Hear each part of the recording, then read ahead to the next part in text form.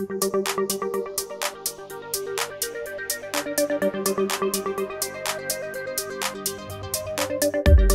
clients nous disent, enfin, il y a tellement d'informations maintenant, c'est que quand j'en ai besoin à un instant T, où que je sois, il faut bien que je trouve la bonne information au bon endroit.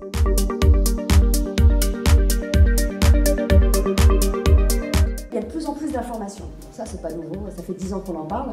Sauf que la seule différence, c'est que ça va de plus en plus vite. Je prends le cas d'aujourd'hui, donc ce n'est juste que le Perceptive Live. Là, je vois des personnes en train de tweeter.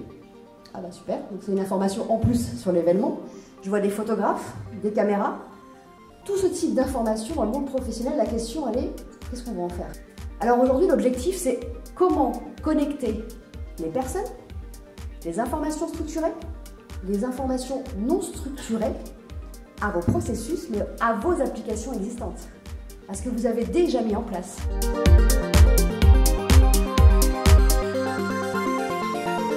Toutes ces informations qu'on reçoit aujourd'hui, qui sont pas vraiment palpables, en tout cas Internet, email, comment on les gère aujourd'hui? Parce que ces informations, elles font partie intégrante de l'entreprise. On peut passer à côté de beaucoup de choses. Aujourd'hui, par exemple, je peux passer à côté de votre avis sur la journée, en fin de journée. Comment je vais savoir quel est votre avis? C'est une information stratégique pour Lexmark. Comment gérer ces deux types d'informations qui sont vraiment clés pour l'entreprise aujourd'hui?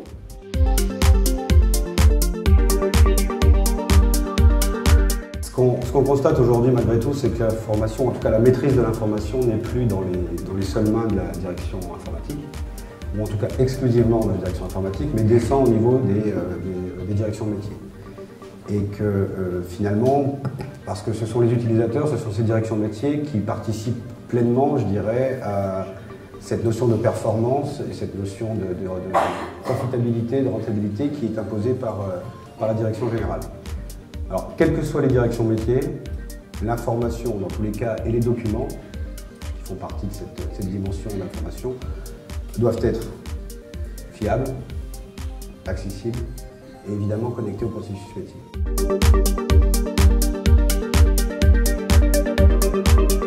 La performance aujourd'hui passe beaucoup plus par les hommes et par la gestion des hommes et donc quelque part de l'information qui manipule.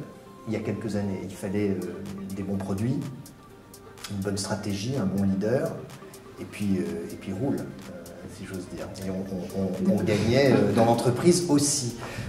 Et puis petit à petit, voilà, ça s'est complexifié, les métiers sont devenus plus précis dans l'entreprise, dans la voiture, les équipes se sont agrandies. Aujourd'hui, l'information arrive de partout, on l'a vu dans les vidéos, dans les interventions.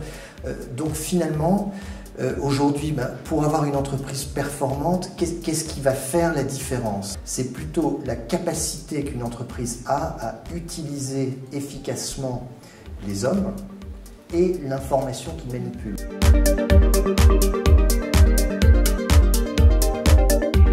Et on utilisait ces moteurs, il y avait 450 chevaux sur ces moteurs en 1980, qui marchaient à peu près à 7000 tours minute. C'est le summum, c'est l'aboutissement de ce que l'on peut faire, et on ne pourra jamais aller plus loin. Et j'ai toujours cette phrase en tête depuis 30 ans.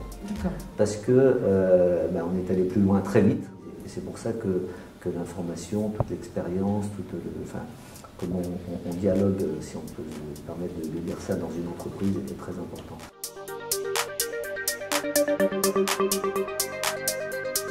Ce qui fait la différence, encore une fois, de la performance, c'est bien entendu une part de talent, la compréhension de ce qu'on fait, l'adaptation au règlement, parce que les règlements changent assez régulièrement, et que justement ceux qui ont une vraie compréhension, une vraie philosophie, autant de l'organisation de l'équipe en général que justement l'adaptation des nouveaux règlements, fait qu'en travaillant dans le détail, on arrive à améliorer les choses plus rapidement. On fait dans les années que j'ai connues, moi, les meilleures années, on va dire, avec les pilotes qu'on connaît, Senna, Marcel Loda, Piquet, etc.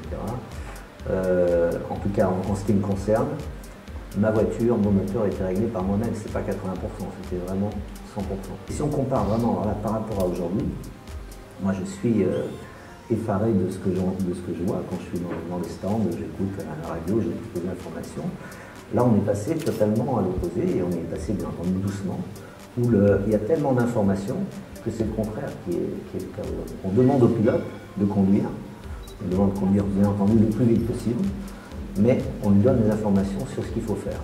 Il a une vingtaine de boutons sur le volant. Lui, il peut en décider d'en utiliser un ou deux comme il veut, etc. Mais sinon, c'est les ordres qui viennent du stand.